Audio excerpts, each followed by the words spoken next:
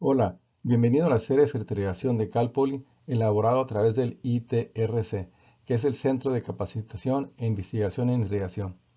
Este es el video 7 y vamos a platicar sobre etiquetas, características y uso de fertilizantes. Mi nombre es Carlos Orozco. Este material es patrocinado por el Programa de Investigación y Educación en Fertilizantes, el FREP por sus siglas en inglés, del Departamento de Alimentos y Agricultura de California. Les recuerdo que en la página de internet del ITRC hay mucha información de manera gratuita. Hay recursos en línea gratuitos. Para descargar gratis la segunda edición del libro de fertilización de Cal Poly, solo hay que ir al link itrc.org/books. Ahí pueden encontrar este libro en español y otra información que es de mucha utilidad. Además del libro y otro material impreso que se tiene en la página de internet del ITRC, hay videos de ejercicios de laboratorio. Son gratis, podemos entrar a itrc.org, al link que tenemos en pantalla, para revisar todo este video que son complemento al libro de fertilización. En el libro de fertilización se plantean los temas y en los videos se explica mejor o más ampliamente lo que se está comentando en el libro. Nos ayuda a entenderlo de una manera visual. De ahí la importancia y el beneficio que tiene revisar estos videos de manera complementaria a lo que se plantea en el libro de fertilización. Vamos a platicar un poco sobre las etiquetas de los fertilizantes, cómo vienen etiquetados y cómo hay que leerlos. Vamos a tomar ejemplo el de la nitrato de potasio como ejemplo. Este es un nombre común de un fertilizante. Si vemos la nota al final de la lámina, dice el nitrato de potasio está etiquetado como 13044. Esto es, las etiquetas siempre tendrán al menos 3 números que definen el grado o la concentración de nitrógeno, fósforo y potasio, NPK, que son los elementos mayores. Para el caso que nos ocupa del nitrato de potasio, se entiende que vendrían estas concentraciones, pero vamos a explicar un poquito porque no siempre vienen exactamente en la concentración que dice la etiqueta. Eso lo vamos a ver en las siguientes láminas. Revisemos pues la etiqueta, a ver cómo se lee y cómo están las concentraciones. Primero tenemos en la lámina al centro tenemos la nota en donde dice el nitrato de potasio está etiquetado como 13044, 13-0-44. Bueno, esto significa que en 100 libras de fertilizante habrá el equivalente a, y si nos movemos a la derecha, vamos aquí estamos, si nos movemos a la derecha, entonces quiere decir que habrá 13 libras de nitrógeno en 100 libras de fertilizante, es lo que nos está indicando la nomenclatura. Va a ser nitrógeno. El siguiente valor dice 0, entonces eso significa que habrá 0 libras de P2O5. No es fósforo ni son fosfatos. Es este nuevo término que vamos a comentar aquí. A eso se refiere, no tiene nada de este compuesto. Y el tercer número, que es el 44, dice que hay 44 libras de K2O, no K de potasio. Es este compuesto. Habrá 44 libras de este compuesto. Y bueno, esto hay que convertirlo. Hay algunas tablas que se utilizan y demás. Pero vamos a seguirlo revisando para entender un poquito mejor sobre las concentraciones de los fertilizantes. Hay ocasiones en donde pedimos alguna mezcla especial de algún fertilizante que necesitamos por alguna razón en particular. Y bueno, esto puede etiquetarse como lo que tenemos aquí en la lámina, 8, 21, 4, sin escribir cationes y aniones que hay en la mezcla. Entonces esto significa que en 100 libras de fertilizante habrá un equivalente a 8 libras de nitrógeno, 21 de PO2O5 y 4 libras de K2O. Y vienen ahí las conversiones.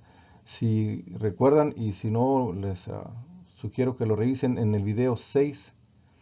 Hay una tabla de conversiones en donde platicamos que no era necesario aprendérsela de memoria, cómo cómo convertir de nitrógeno a nitratos y trabajar en todas estas conversiones para poder llegar a los números que tenemos aquí. Entonces sí, habrá que auxiliarse de ese tipo de tablas para saber exactamente qué es la concentración que tenemos en la mezcla.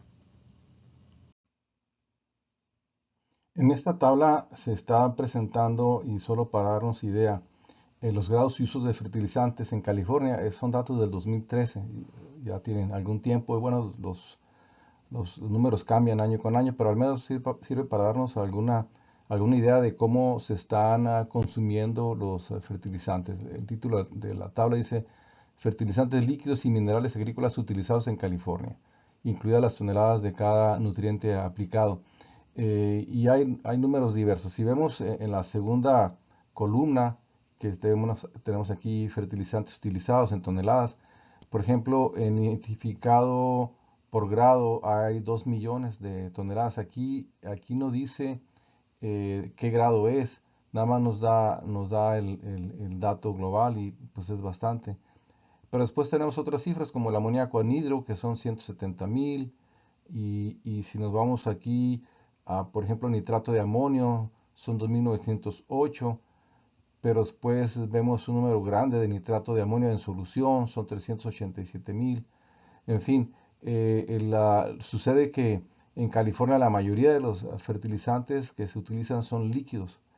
De ahí que los números cambien y pueda haber una gran diversidad de números entre una presentación y la otra. De cualquier manera, pues es el interés de que tengan una idea de cómo se mueven los fertilizantes en California, cuáles son los consumos y qué se consume más, al menos de manera general.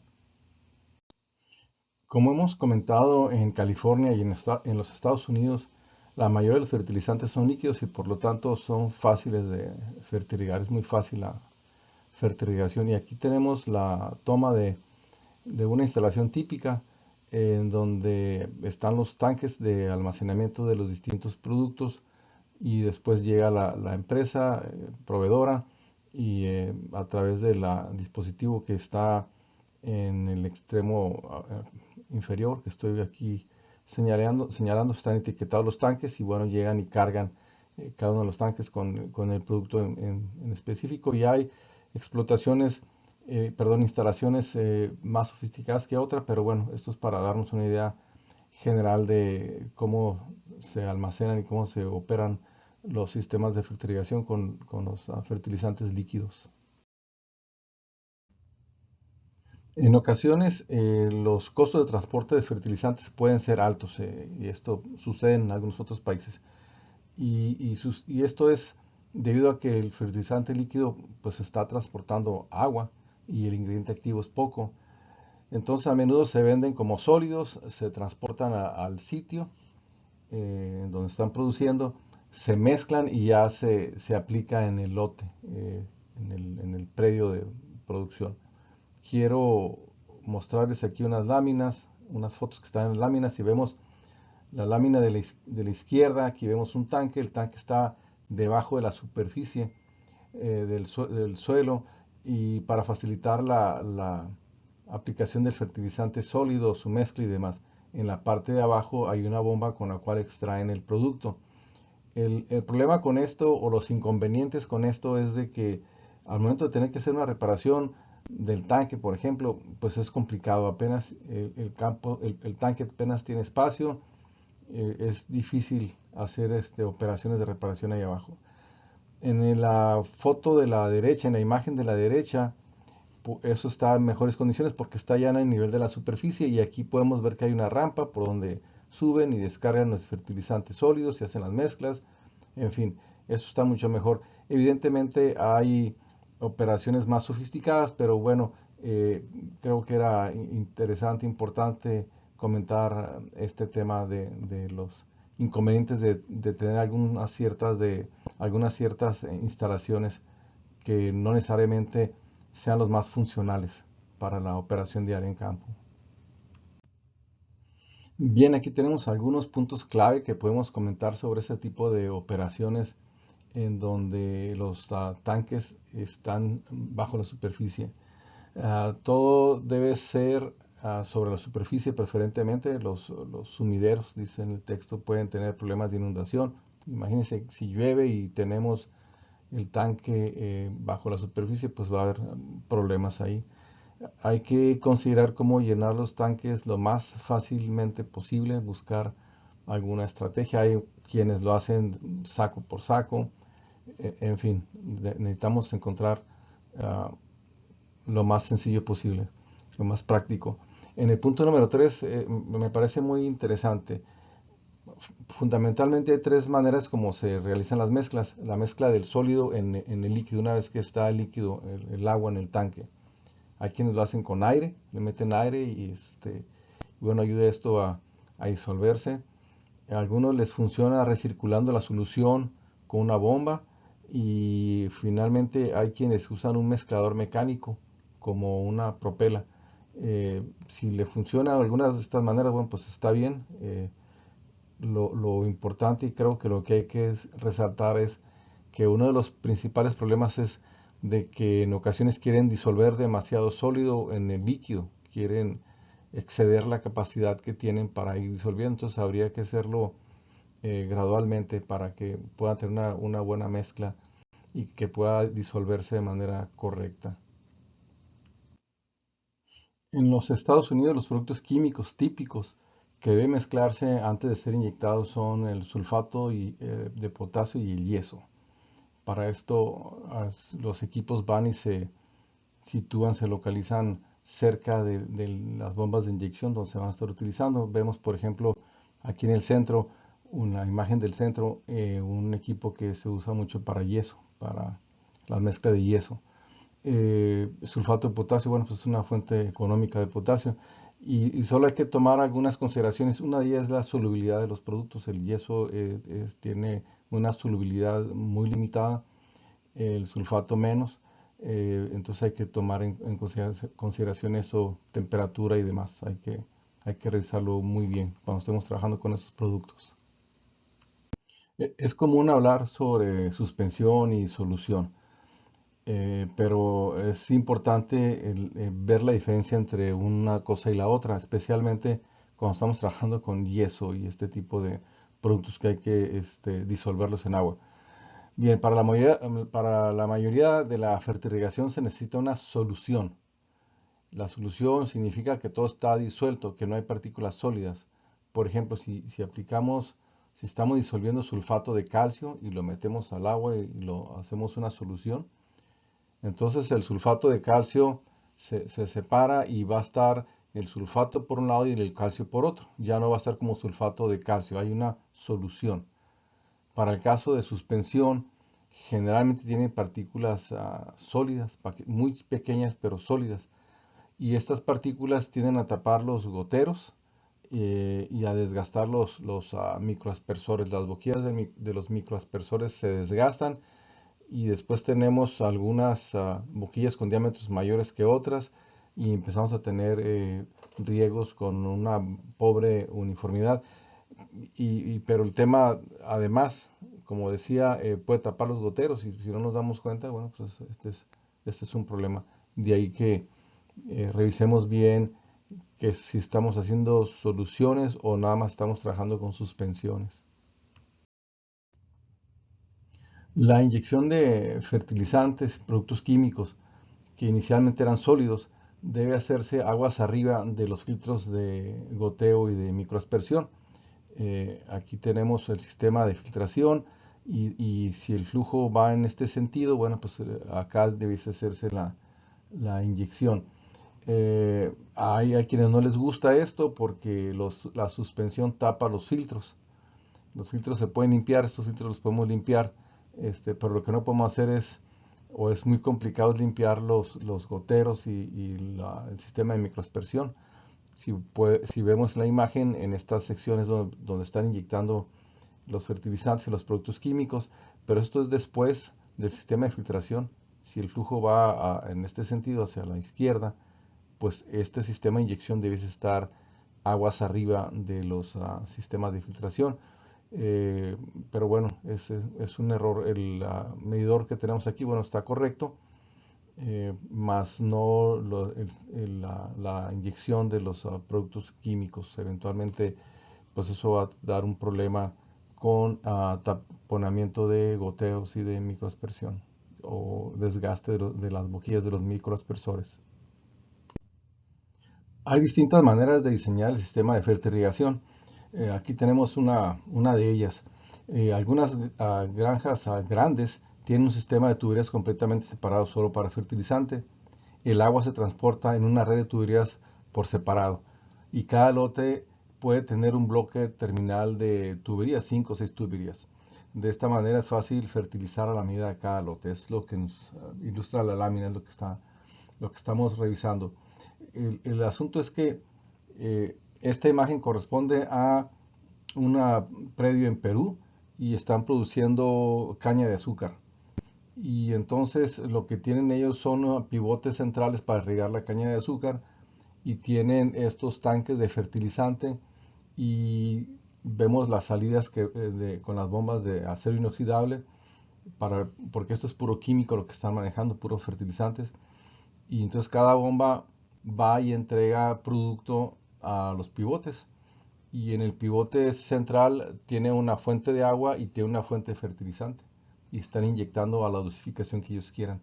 Esa es una manera distinta de hacerlo. Hay millas y millas de tubería instalada de polietileno, precisamente por el tema del fertilizante. Bueno, es otra manera de trabajar y de diseñar el sistema de fertilización.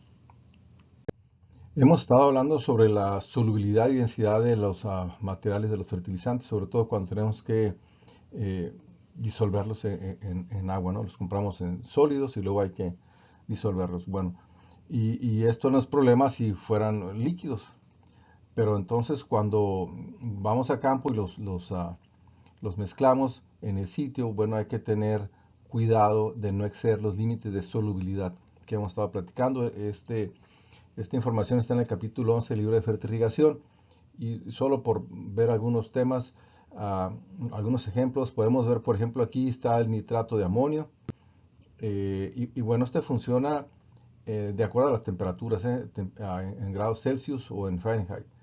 Entonces, por ejemplo, nitrato de amonio, la formulación es 3400, ya lo hemos comentado.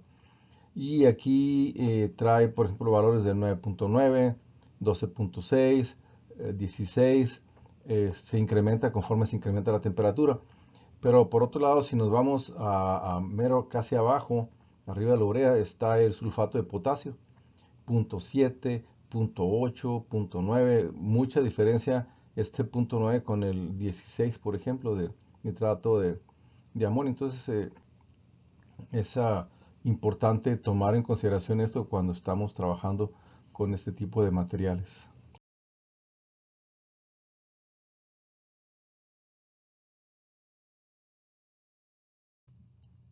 Hay un video disponible que habla sobre compatibilidad de fertilizantes. Ese video se elaboró en campo y creo que es bastante ilustrativo, pero bueno, comentaremos lo siguiente. Existen dos aspectos diferentes respecto a la incompatibilidad. Uno, incompatibilidad entre varios fertilizantes que se mezclan juntos y que entonces hay problemas, precipitan y pueden pasar algunas cosas. Dos, incompatibilidad de los fertilizantes con el agua de riego. Eso es principalmente lo que sucede. Y bueno, los problemas pueden ser los siguientes.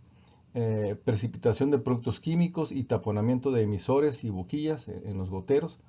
A veces este taponamiento no se puede disolver y representa un problema serio en campo. Dos, volatilización del nitrógeno en el aire como gas amoníaco.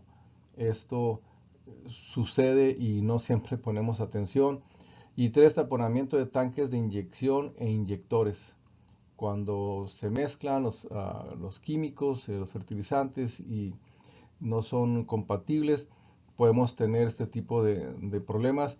Y una vez que sucede esto en campo y si la operación es grande, resolverlo nos puede costar mucho dinero y mucho tiempo. De ahí que sea importante primero revisar este tipo de compatibilidades antes de proceder. Bueno, ya conocemos la regla. Nunca mezcle diferentes productos químicos en el mismo tanque. Y aquí tenemos estas dos imágenes de un tanque. Vamos a revisar la imagen superior derecha. Dice escritura en el exterior de un tanque que muestra varias mezclas de fertilizante que se han utilizado. Tenemos aquí las fechas, después el volumen, creo, y en la extrema derecha aquí es algo que pienso que son los tipos de fertilizantes que se estuvieron utilizando y son distintos, ¿eh? No es el mismo fertilizante siempre. Y si vemos en el interior del tanque, hay varias pulgadas de producto químico sólido que ha precipitado. Esto, digo, es difícil saber de qué se trata, pero es claro que precipitó el producto químico. Y bueno, pues estas son las cosas que suceden cuando estamos mezclando productos distintos. Ahora imagínense si parte de esto se estuvo yendo a los goteros o a microaspersión o al sistema de fertilización, el problema que pudo haber ocasionado o que ocasionó en todo el sistema de riego. Vamos a revisar esta regla. Es una buena idea realizar una prueba de frasco antes de inyectar desde un nuevo tanque de fertilizante. ¿A qué se refiere esto? Si yo voy a empezar mañana a aplicar un nuevo fertilizante o un fertilizante distinto, pues desde un tanque en donde lo tenemos especialmente ahí almacenado, lo ideal es tomar una muestra del fertilizante y una muestra del agua de riego y mezclarlo en las mismas proporciones que se usarán durante la fertirrigación, eh, simulando lo que voy a estar aplicando al día siguiente. Y lo ponemos en un frasco de vidrio, preferentemente. Se deja que el frasco repose durante toda la noche y al siguiente día cualquier nubosidad o precipitación indica que habrá un problema de incompatibilidad. Es una manera muy sencilla de hacerlo y yo creo que vale la pena revisar esto antes de proceder a la aplicación y eventualmente tener un problema en todo el sistema. Solo quiero comentar que en el material que les he estado informando, que está disponible en la página de internet del ITRC, hay un video diferente en la serie que trata la volatilización del amoníaco y las incompatibilidades entre diferentes fertilizantes. Les recomiendo que lo revisen. La fertirrigación de amonio, ya sea amoníaco anhidro e hidróxido de amonio, es común en el riego superficial en algunas regiones en Estados Unidos y también algunas de México, en el norte de México, lo he visto en muchas ocasiones. Y cuando es así, habrá problemas cuando estos fertilizantes sean inyectados en agua dura, que tiene una gran cantidad de calcio o magnesio. Y en esta imagen podemos ver que estuvieron aplicando por el canal, o un canal pequeño para el predio, estuvieron aplicando el agua de riego y amoníaco anhidro. Bueno, y ahí es muy evidente lo que sucede cuando utilizamos este tipo de fuente de nitrógeno. Lo que se ve en las paredes, lo blanco que estamos viendo en las paredes de las zanjas, en la superficie del suelo, es una capa de cal precipitada, no de amonio. Y el calcio de la cal proviene del agua de riego. Eh, entonces, estamos utilizando amoníaco anhidro o hidróxido de amonio y si tenemos aguas con altos contenidos de calcio y magnesio, bueno, sucede esto. Y esto pasa porque hay una reacción química que ocurre cuando se inyecta el amoníaco en el agua de riego, el NH3. La reacción es, bueno, tenemos NH3 más el agua de riego más H2O, entonces se libera NH4, amonio, más el OH. Entonces el OH reacciona con el calcio en el yeso del agua y el hidróxido de calcio precipita. Digo, esto es la parte química, esto es lo que sucede químicamente y pasan estas cosas.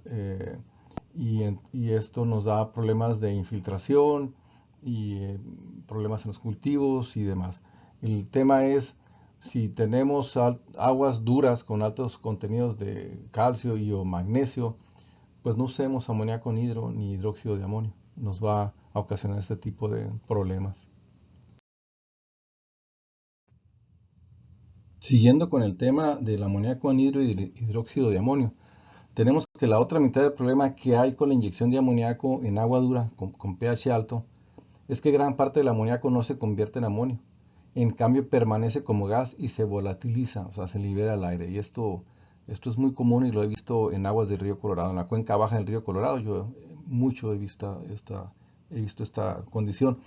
La reacción química de la diapositiva anterior en realidad debería mostrar que dependiendo del pH el equilibrio cambiará entre el amoníaco y el amonio. Y bueno, ahí está la reacción, ¿no? Y también si el agua fuese básica.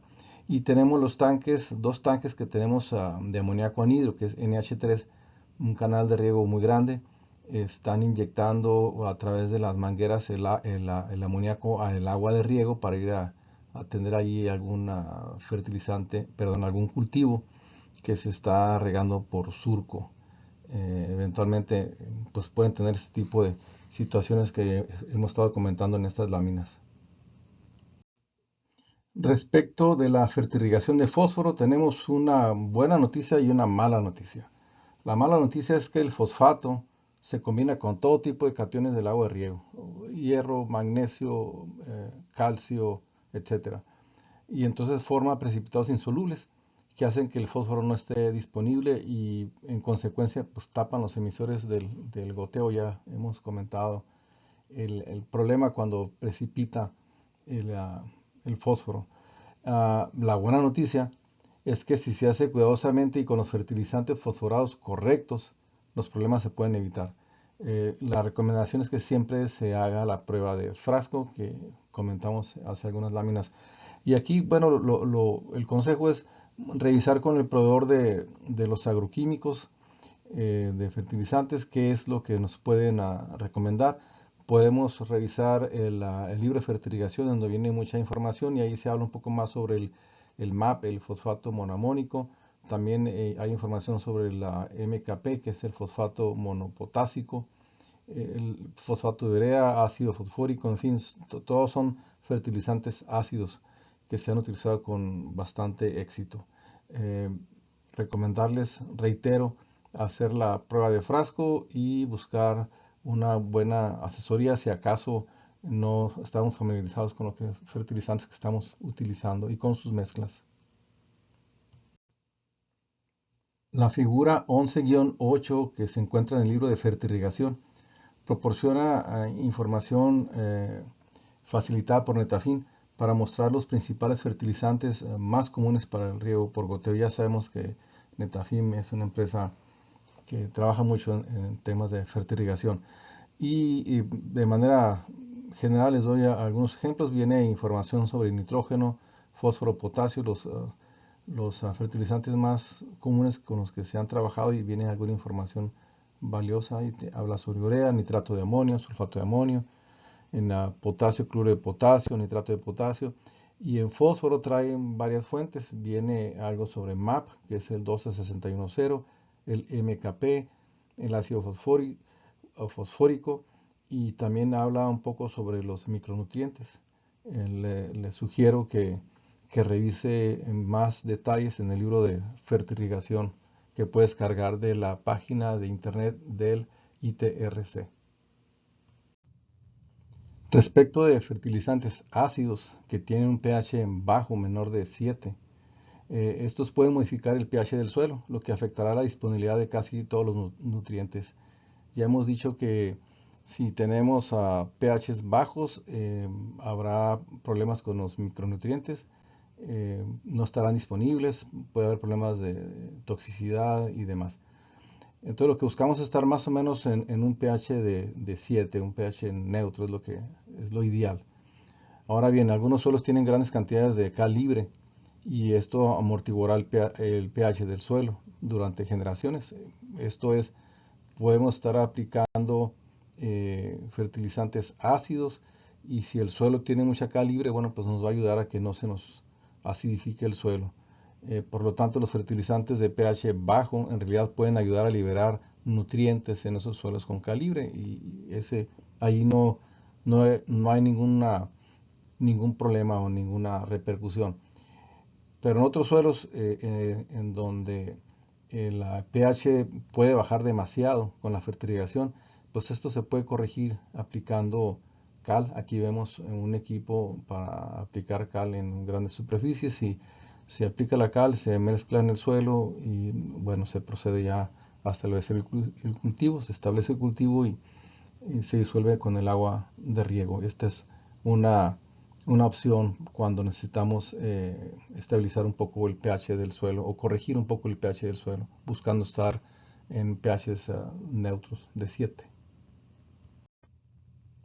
Bien, cuando necesitamos incrementar, subir el pH del suelo y que estamos pensando en cal o en yeso, hay algunas consideraciones. Sabemos que la cal es insoluble, por lo que no debe inyectarse usando sistemas de riego por goteo para subir el pH del suelo. Se van a tapar los goteros, entonces no funciona. Las soluciones para corregir esta parte, para remediar un suelo con pH bajo,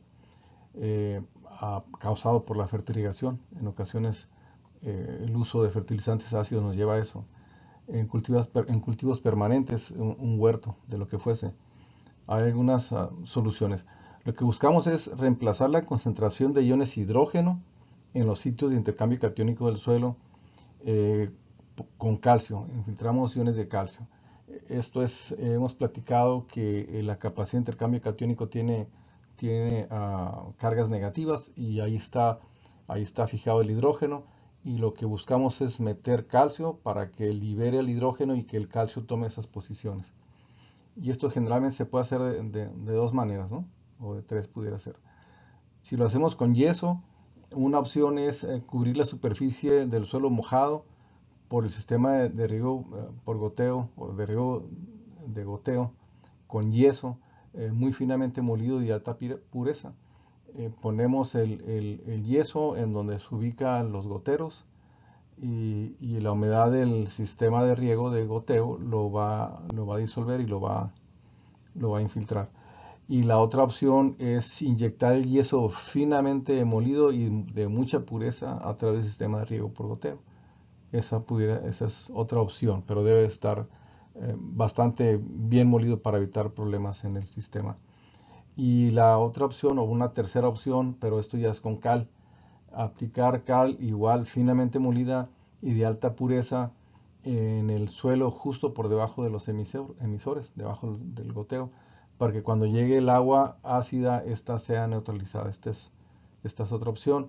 Eh, Casi siempre los productores toman la opción de utilizar el yeso. Parece que esa es una buena solución y funciona de una manera bastante aceptable. Con esto terminamos el video número 7. Esta es la información que teníamos preparada para usted sobre este tema. Le invito a que visite la página de internet del ITRC para que revise más información, más videos y que descargue el libro de fertilización que está disponible de manera gratuita. Gracias por su atención.